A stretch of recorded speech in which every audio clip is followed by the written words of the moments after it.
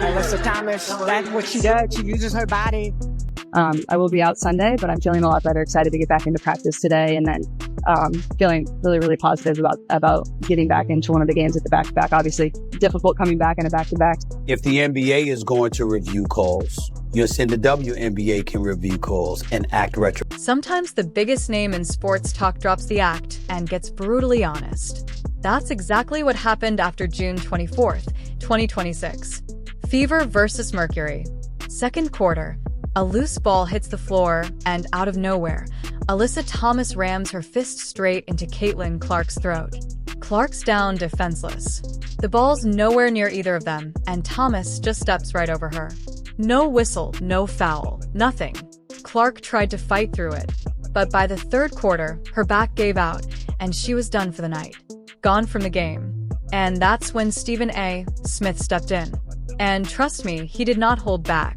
If it walks like a duck and it quacks like a duck, it ain't a damn mongoose. I've said that many, many times over the years. There is a flagrant level of resentment that exists when it comes to Caitlin Clark. And it has existed since she has arrived in the league. She is the cash cow. He made it clear Clark isn't out here playing innocent. She competes hard. She talks trash. She gives it right back. But Smith drew the line exactly where it needed to be drawn. Fighting for a rebound is basketball. A fist to the throat is not. Those are two different worlds. And then Smith went there. He brought up the one comparison every single person running the WNBA should be losing sleep over. An elevated level of physicality that obviously compromised her availability last season where she missed a few games. There is a palpable resentment towards this girl, where you have people who are resenting of her star power and her cachet.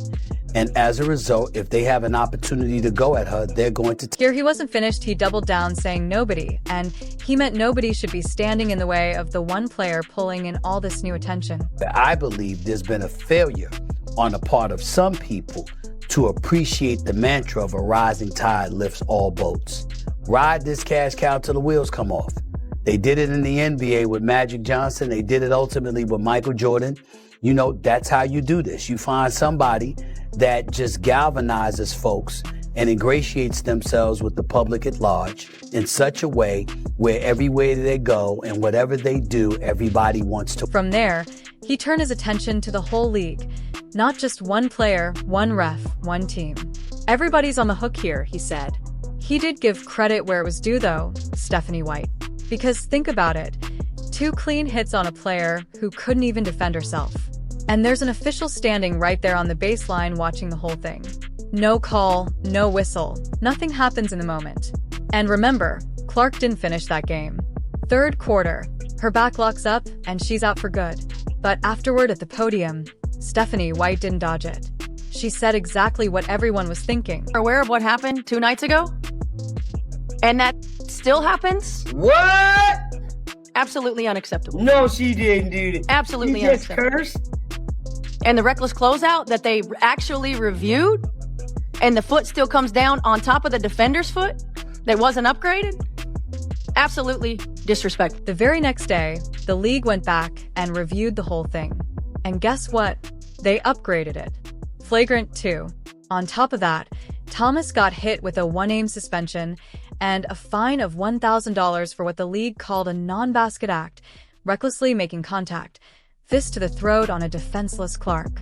And Thomas, she sat out that suspension on Saturday. WNBA is putting itself, well, in the category of the WWE, where you don't really talk about the games, you talk about all the stupid stuff that's surrounded. They're also trying to make Alyssa Thompson a victim for the throat punch heard around the world of Caitlin. The backlash was just getting started, and the next man to step up made sure nobody could look away. Mercury head coach Nate Tibbetts wasn't about to let this slide quietly. He came out swinging in a statement, spending almost 3 full minutes standing up for his player. In his eyes, Thomas isn't a dirty player, not even close. Instead, he turned the blame straight onto the league, calling their whole process a joke. He claimed the suspension wasn't built on a real investigation at all, just a handful of screenshots pulled off social media. And here's the part that really stung.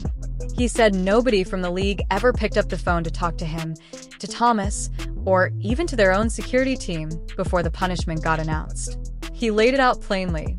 No calls, no questions, no protocol followed. And coming from a background around the NBA, he said that's simply not how these things are supposed to work. Disappointing was the word he kept coming back to. Then came Tuesday, June 30th.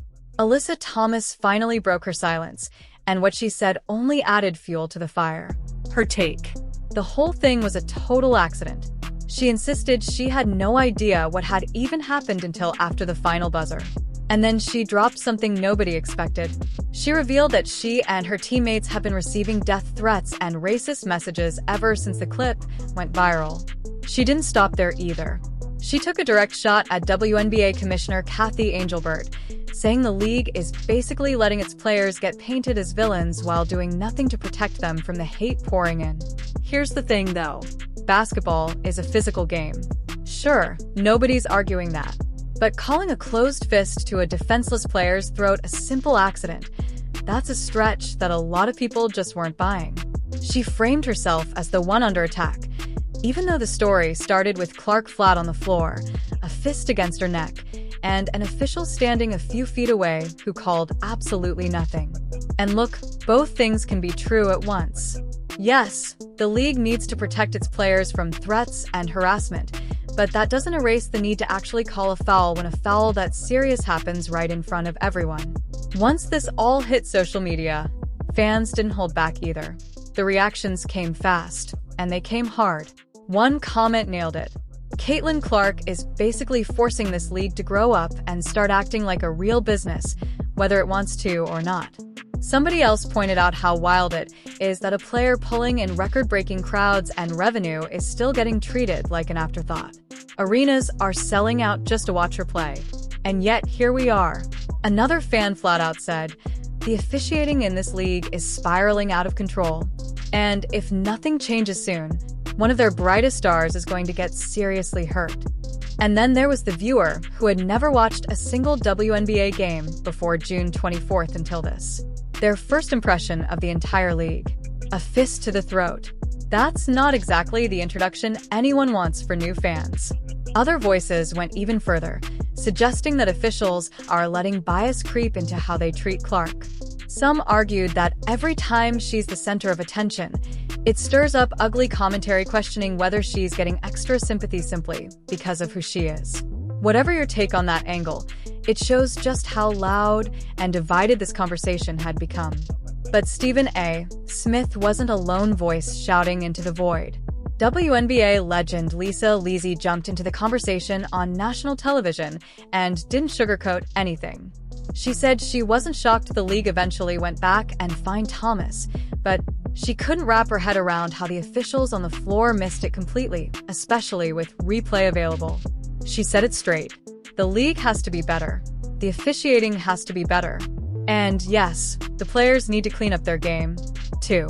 As for Thomas walking off without a single word to Clark afterward, Leslie admitted that in the moment watching live, she immediately felt like something crossed the line. She said the officials clearly blew the call, which is exactly why the league had to step back in after the fact. Then, Fever guard Sophie Cunningham hopped on her own podcast and gave maybe the most raw reaction of anyone connected to the team. She admitted that in real time, nobody on the roster even realized what had happened. If they had seen it live, she said they absolutely would have stepped in to defend their teammate. She pointed out how often this kind of rough treatment happens to Clark game after game with the league and officials doing next to nothing about it. And this isn't Cunningham playing it safe either. She's been fined before for speaking her mind about officiating, and she said it anyway because watching a teammate get hit like that would make anyone furious. From outside the WNBA world entirely, two-time Super Bowl champion Luke McCoy weighed in with a comparison that hit hard. He brought up how the NBA used to physically protect Michael Jordan once he became the face of the league, cracking down hard on teams like the old Detroit Pistons for their rough treatment of him. He pointed to the NFL doing something similar after quarterbacks like Tom Brady took brutal hits to the knees. Leagues adjusting the rules specifically to protect their biggest stars. His question was simple and blunt. If you don't protect your franchise player now, What exactly happens to the future of the league? Sports commentators piled on too. One widely shared post called it outright embarrassing that the most influential player in the history of the league keeps getting treated like she doesn't matter. Others compared her cultural impact to legends like Magic Johnson and Larry Bird lifting the NBA in the 80s or Tiger Woods transforming golf money almost overnight. The argument kept repeating itself in different words. This player is the reason private jets, national broadcasts, and packed arenas are suddenly part of this league's reality. And yet, she's the one absorbing the hardest hits with the least protection. There was also a heavier conversation swirling underneath all of this about privilege, about race, about why some players seem to get more grace and sympathy than others. Some pointed to past stars like Brittany Gurrier, who had to go overseas just to get paid fairly, and questioned why the sport's power structures treat different players so differently. It's an uncomfortable layer to this story, but it's one that kept surfacing again and again as fans and analysts tried to make sense of why this specific incident blew up the way it did. Through all of it, nobody was calling Alyssa Thomas some kind of villain. That was never really the point. The real point, the one Stephen A. Smith kept hammering home, is about protecting your biggest asset. When you have a player driving unprecedented attention, unprecedented ticket sales, and bringing in millions of brand new fans who had never cared about this league before, you don't let old resentment or sloppy officiating put that at risk. You ride the wave. You build around it. Most importantly, you protect it. Because here's the brutal truth. If that wave ever breaks, if an injury lingers, if the very player responsible for this explosion in popularity ever decides this league isn't protecting her the way it should, that moment doesn't just come back around whenever you want it to. Opportunities like this one don't repeat on command. Maybe it takes another decade to find someone like her again. Maybe it never happens again at all. So, the real question left hanging over this entire situation is simple. A one-game suspension and $1,000 fine after a closed fist landed on a defenseless player's throat. Is that actually appropriate punishment? Is that what protecting your biggest star looks like? Is that really how you honor the wave that one player built from nothing? That's the debate the entire sports world is having right now. And it's not slowing down anytime soon. So, what do you think? Did the league get this one right? Or did they completely drop the ball? Drop your take in the comments. Hit like if you want to see more breakdowns like this, and subscribe so you don't miss the next update the moment this story develops further.